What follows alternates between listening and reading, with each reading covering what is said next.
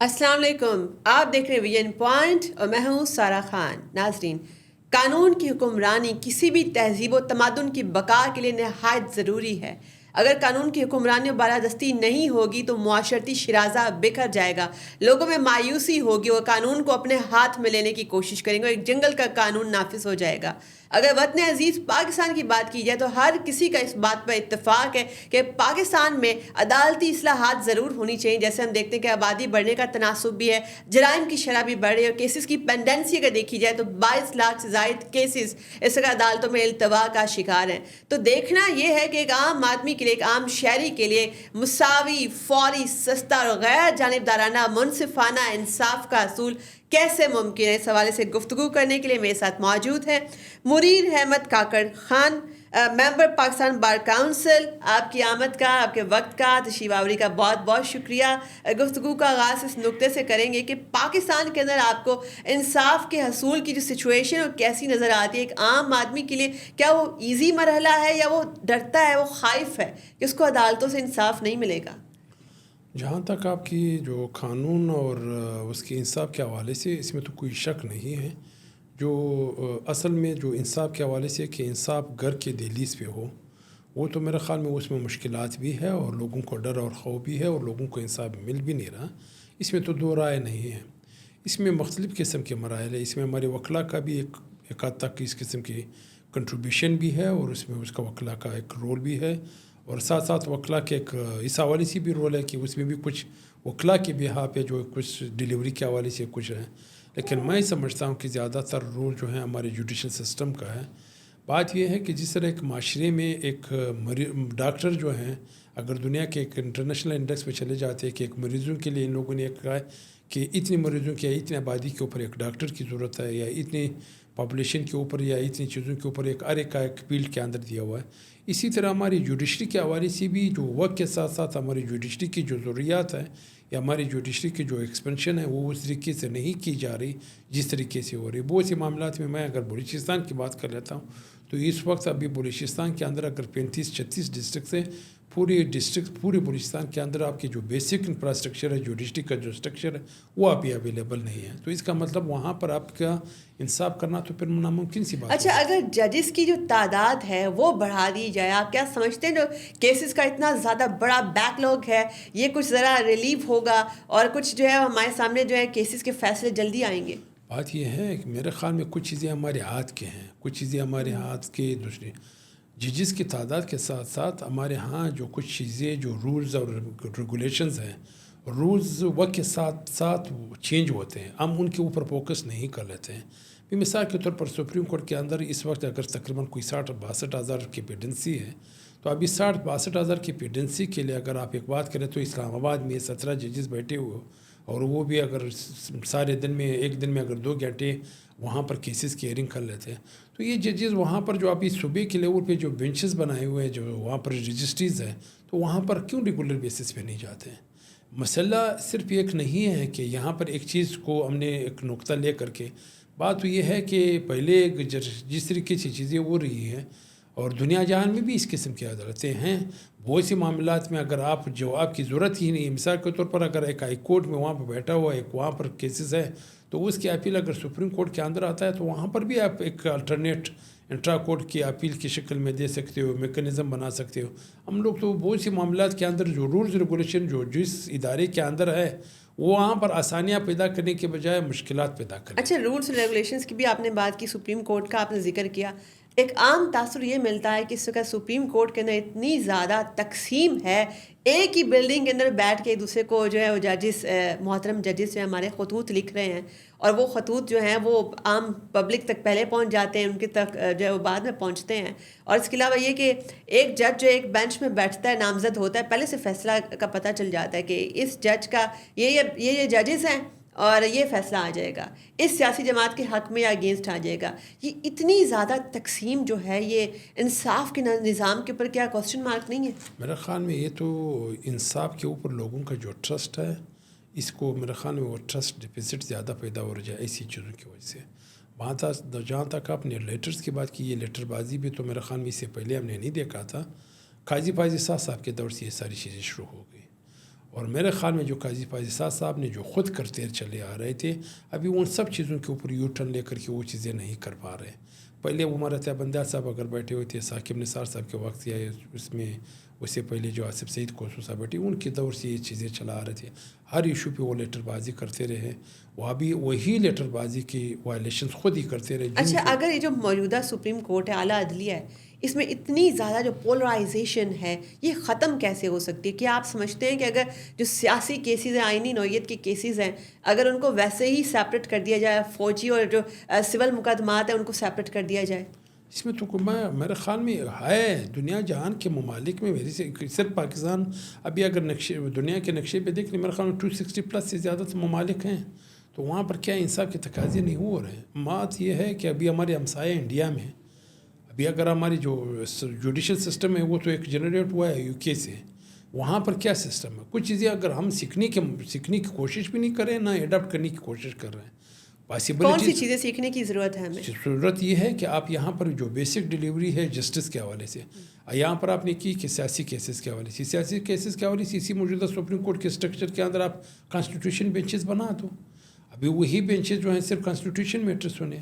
اور دوسری بات یہ ہے کہ آپ ریگولر کیسز کے حوالے سے، جہاز سے فوجداری اور سیول کیسز کے حوالے سے اگر بات کر لیتے ہو تو یہ چیزوں کو صوبوں کے لیول پہ چلے جائے، صوبے میں وہاں پر ریگولر بینچز بیٹھ جائیں، 2-3 ججز پنجاب کے اندر، سندھ کے اندر ریگولر بیٹھ جائیں، وہاں پر یہ کیسز کو سن. آپ نے صبح کی بھی بات کی، آپ کا ججز کی روٹیشن کے اوپر کیا پوائنٹ آف ویو ہے کہ کیا روٹیٹ کرنے سے بھی جو سیاست ہے، انٹرنل پالیٹکس بھی جو اس طرح جوڈیشری کے اندر ہے، کیا اس میں کچھ کمی آئے گی؟ جو بائسنس ہے ان کی اور ان کے جو ذاتی رائے، ذاتی پسند ناپسند ہے، کیا اس میں کمی آئے گی اگر یہ روٹیشن جو ہے وہ بڑی سنکرونائزڈ ہو جائے، یونیفارم ہو جائے؟ بات تو ہے میرے خیال میں، اگر میں یہاں پر ایک بات کر لیتا ہوں، اگر ایک بندی کے اگر آپ روٹیشن پہ چلے جائے تو آئین کے اندر تو دیا گیا ہے، لیکن اس کے اندر وہاں پر اس کی کانسنٹ ضروری ہے.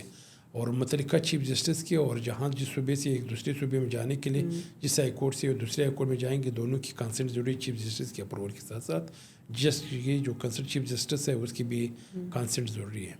مسئلہ یہ نہیں ہے، اگر مثال کے طور پر آپ کہنا چاہتے ہو کہ اس ٹرانسفر سے، میوچل ٹرانسفر سے ایک دوسرے روٹیشن پہ چلے جاتے ہو، اگر ان کے اندر اپنی ضمیر زندہ نہ ہو، ان کے اندر اپنا انسٹی نہ ہو، چاہے اگر وہ اسلام آباد میں یہاں بیٹھا ہو، وہ گند کر رہا ہو، تو چاہے کیا وہ خیبر پختونخوا میں جا کر کے وہی چیزیں نہیں کریں گے. اچھا، یہ جو آپ نے بڑا اہم نقطہ اٹھایا کہ ججز کے اندر بھی اور یہ جوڈیشری ہے اوور آل، اس کے اندر بھی بد انتظامی اور کرپشن جو ہے اس کی بہت ساری شکایتیں سننے کو ملتی ہیں، اور یہ بہت سارے جو لوگ ہیں وہ اپنی ڈیوٹیز چونکہ نہیں کر رہے. کیا احتساب، اکاؤنٹیبلٹی اسی لیول پر، اسی سطح پر ہو رہی ہے جس پہ ہونی چاہیے؟ نہیں، ہماری جوڈیشری کے اندر دونوں سے، ایک جوڈیشری کے اندر، دوسری بات یہ فوج کے اندر، یہ کہتے ہیں کہ ہم اپنا انٹرنل احتساب کر رہے ہیں. دونوں کے اندر انٹرنل احتساب نہیں ہو رہا ہے، جس کی وجہ سے باقی دوسروں کے اوپر، دوسرے اداروں کے اوپر بھی ابھی اثر انداز ہو رہے ہیں. جو دوسرے اداروں کے اندر، وہاں پر بھی آپ کے کرپشن کے حوالے سے کوئی اس طرح کے احتساب کے کا وہ جو آپ کا کیا کہتے ہیں وہ اسٹرکچر ہے یا جو میکینزم ہے وہ نہیں ہے، جس وجہ سے ہمارے پورے معاشرہ جو ہے ابھی کرپشن کی جو ہے زد میں آ چکا ہے، جہاں پر ہر ڈپارٹمنٹ کے اندر کرپشن کا انتہا ہے، بشمول ہماری جوڈیشری کے اندر.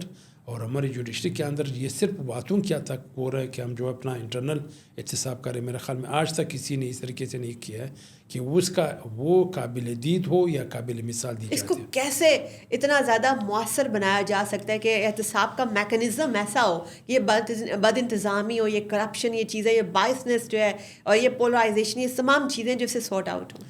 بات یہ ہے کہ اگر آپ ایک میکنزم بنا دو اکراس دی بورڈ ہو، جس میں پارلیمنٹرین بھی اسی ادارے کے اندر ہو، اب فوجی جنرل بھی اسی کے اندر ہو، جج بھی اندر ہو، اسی ایک میکنزم کے اندر سارے احتساب کے حوالے سے اگر بات کی جائے، تو پھر بات یہ ہے کہ ہر ڈپارٹمنٹ کے اندر اگر یہ کہتے ہیں کہ میں اپنا احتساب خود کرتا ہوں، اور تو میرے خیال میں ہو نہیں سکتا. اس طریقے سے اس طرح چیزیں ہیں. یہاں پر تو ملک کا ایک عالمیہ ہے کہ پہلے ایک ادارہ بنایا جاتا تھا، یہاں پر فیڈرل لیول پہ ایک FIA تھی جو کرپشن وغیرہ کے اس قسم کے کیسز کرتے تھے، اسی کے اوپر جو ہے صوبوں کے لیول پہ آپ نے ایک اینٹی کرپشن ہوا کرتا تھا، ابھی بھی اینٹی کرپشن ہے، تو اسی کے اوپر پہلے آپ نے احتساب عدالتیں بنا دی، پھر نیب عدالتیں. ابھی نیب کے اندر جتنی کرپشن ہو رہے ہیں، یعنی کرپشن کے خلاف ایک ادارے کو موجودگی میں اس کے اندر کرپشن ہو رہے ہیں. اچھا، اگر جو ہے اس چیز سے ہٹ کر ہم آگے چلیں، اگر کہ ججز کی جو ایلیویشن ہے اور تقرری ہے اور انڈکشن ہے، اس کے میکنزم کے اوپر اگر بات کر لی جائے، تو کیا جو ایک ہی یارڈ سٹک ہے نمبر آف ایئرس, سینیورٹی, کہ صرف یہی ہونا چاہیے یا اس کے علاوہ ساتھ ساتھ دیکھنا چاہیے کہ اس کی کریڈیبلٹی کیا ہے, اس کی ساکھ کیا ہے, اس کی کام کے ساتھ کمٹمنٹ کیا ہے, اس کا ڈسپوزل ریٹ کیا ہے, کیا اس پیرامیٹر کو بڑا ہونا چاہیے؟ بات یہ ہے, یہ تو آپ نے اس میرے خیال میں ایک تو دو آپ نے جو ایک سوال کے اندر دو سوال ہے. پہلا تو صرف یہ کہ انیشل اپوائنٹمنٹ کے حوالے سے ان کے لیے تو اس کی کوالیفیکیشن کے کرائٹیریا ہے کہ بطور ایڈوکیٹ ہائی کورٹ 10 سال اس کی پریکٹس ہو, 45 سال ہے اس کی ہے جو, اور اس کی ریگولر وہاں پر متعلقہ ہائی کورٹس کے اندر ایک وہ کرائٹیریا تھا. لیکن بعد میں جو بطور جج کے انالیسس کے حوالے سے اگر بات کر رہے تھے, وہ تو ایک میکینزم بہتر طریقے سے بنایا جا سکتا ہے. وہ ہونا بھی چاہے کہ اگر ایک میکینزم ہو کہ اگر وہ جس کی ڈیلیوری کیا ہوتی ہے بطور جج, اگر وہ بیٹھا ہوا ہے, ان کے کیسز کے ڈسپوزل کیا ہے یا کس طریقے سے کام کر رہے ہیں, اس کی پیشنٹ ہیئرنگ لوگوں کو دے رہے ہیں یا ان کی سننے کے لیے. ہمارے ہاں تو ایک عالمیہ یہ بھی ہے کہ اگر جب وہ پہلے جب انیشل سٹیج پہ ایز اے بطور ایڈیشنل جج ہوتا ہے, ان کی ڈسپوزل جو ہے تقریباً اگر نہیں ہے تو 1 سال کے اندر وہ 500 600 1000 کیسز کی دے دیتا ہے. جب وہ کنفرمیشن کر لیتے ہیں کوئی 10 دیتا ہے, کوئی 200 دیتا ہے. دوسری بات یہ ہے کہ ہمارے یہاں جوڈیشل سسٹم کے اندر ابھی تک ہم لوگوں نے وہی جو انگریزوں کے دور کا جو سسٹم ہے وہ اسی کو اپنانے کی یعنی کہ یہ اتنا آؤٹ ڈیٹڈ ہے, اور اس کو ہم نے اس طریقے سے وقت کے تقاضوں کے مطابق ہم نے جو جدید چیلنجز ہیں ہم نے ریفارم ہی نہیں کیا. اگر ہم ایک اور پہلو کی طرف جائیں کہ بلوچستان اسمبلی ہے, اگر اس کی نشستیں بڑھائی جائیں, کیا بلوچستان کی آئینی محرومیاں آپ کے خیال میں اس طریقے سے دور ہوتی نظر آتی ہیں آپ کو؟ بات یہ ہے, 2 چیزیں میں آپ کو بتا دیتا ہوں. دنیا جہان پہ اگر آپ چلے جاتے ہو, دنیا نے اپنے گراؤنڈ ریئلٹیز کے ساتھ اپنے وہاں کلچر کے حساب سے وہاں پر ان لوگوں نے قانون سازی کی ہوئی, اور اسی کے بدولت آپ نے آج کل سن رہے ہوگے کہ EDR الٹرنیٹ ڈسپیوٹ ریزولوشن کی طرف آپ. یہ کیا ہے؟ یہ دنیا جان کے ابھی امریکہ سے یا اب کے یورپ سے ایک چیز کا ڈیمانڈ کیا جا رہا ہے کہ کیونکہ آپ کے جوڈیشل سسٹم کے اندر جو ڈسپوزل نہیں ہے, آپ ADRs پہ چلے جاؤ. تو یہ اس ADR سے پہلے بہتر ہماری پنچایت سسٹم موجود تھی. ہمارے پشتون بلوچ علاقے کے اندر جرگہ سسٹم, اور پنجاب کے اندر یا دوسری جگہوں پہ جو پنچایت سسٹم تھی.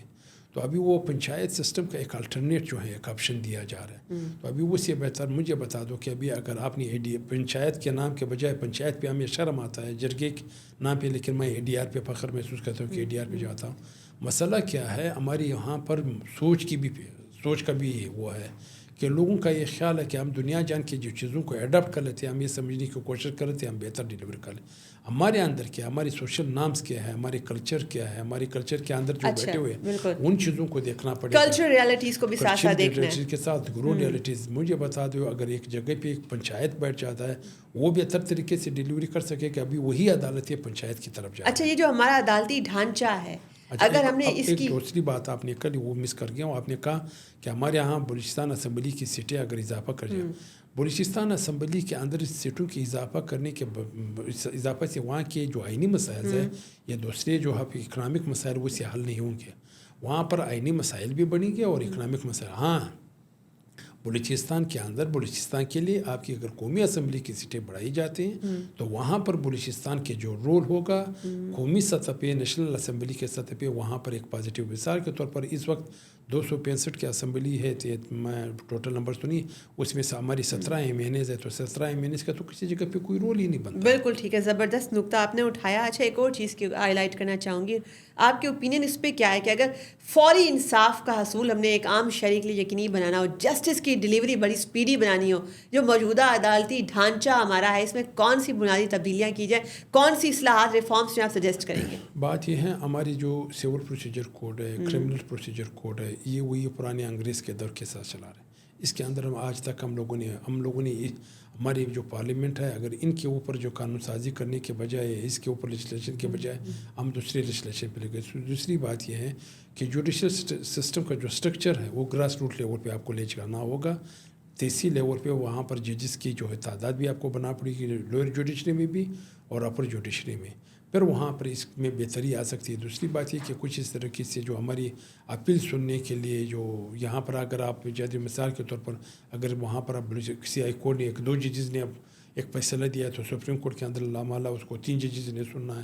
تو ان چیزوں کے اوپر کوئی خاص نہیں ہے. جب آپ سپریم کورٹ کے حوالے سے ہیں تو یہاں پر آپ رولز کے اندر چینجز کر لیں. بات یہ ہے کہ پہلے دن اگر پٹیشن آتا ہے، اب اس پٹیشن کی ہیئرنگ کے لیے اگر 3 ججز اویلیبل نہیں ہیں، اب 2 ججز کے اوپر بھی آپ اس کو تو سن لو جو ایڈمیشن کی حل ہے یا نہیں ہے. یہاں پر تو بہت سے لوگوں کی کیسز جو ہیں جو ارلی ہیئرنگ کے جیسے بیل والے میٹرز ہے، جس کیسز کے اندر اسٹے انوالو ہے، جو ارلی فکسیشن کی کیسز بنتے ہیں ان کے اوپر فوکس نہیں کیا یعنی جاتا. آپ کا اس بات پر اتفاق ہے کہ پاکستان کا جو موجودہ عدالتی ڈھانچہ ہے یہ اسپیڈی جسٹس پرووائڈ کرنے میں ناکام ہو چکا ہے، اس میں اصلاحات ہونی چاہیے اور ایک عام آدمی تک فوری اور سستا منصفانہ انصاف پہنچنے کے لیے اس کو اوور ہاؤل کرنا بہت ضروری ہے، ناگزیر ہو چکا ہے. بالکل، اس میں تو کوئی ہم چاہتے ہیں کہ موجودہ ہماری جوڈیشل سٹرکچر کے لیے ریفارمز ہونی چاہیے، موجودہ سٹرکچر کے والے. ہاں، یہ اس بات کی ہم بالکل کبھی اجازت نہیں دیں گے کہ موجودہ جوڈیشل سسٹم کے پیرل کوئی اور سسٹم آپ بالکل ٹھیک ہے. آپ نے ریفارمز بھی بتائیں کہ کون کون سی اصلاحات ہونی چاہیے جس کی وجہ سے اسپیڈی جسٹس جو ہے وہ ممکن ہوگی. آپ کے وقت کا بہت بہت شکریہ. ہم نے جیسے دیکھا کہ جو قانون کی حکمرانی ہے اس کے لیے کچھ انصاف کے تقاضے پورے کرنا بہت ضروری ہوتا ہے. اس کے لیے جو سب سے اہم بات ہے وہ یہ ہے کہ گراؤنڈ کے اوپر، گراؤنڈ ریالٹی کے اندر بھی آپ کو انصاف کے تقاضے پورے ہوتے ہوئے نظر آنے چاہیے. ایک عام آدمی جو ہے وہ کورٹ کچہری کے چکر سے ڈرے نہ، خائف نہ ہو، بلکہ اس کو پورا یقین ہو کہ اس کو کورٹ کا دروازہ کٹکھٹا کے انصاف ضرور ملے گا. اپنی میزبان سارہ خان کو دیجیے اجازت. اللہ حافظ.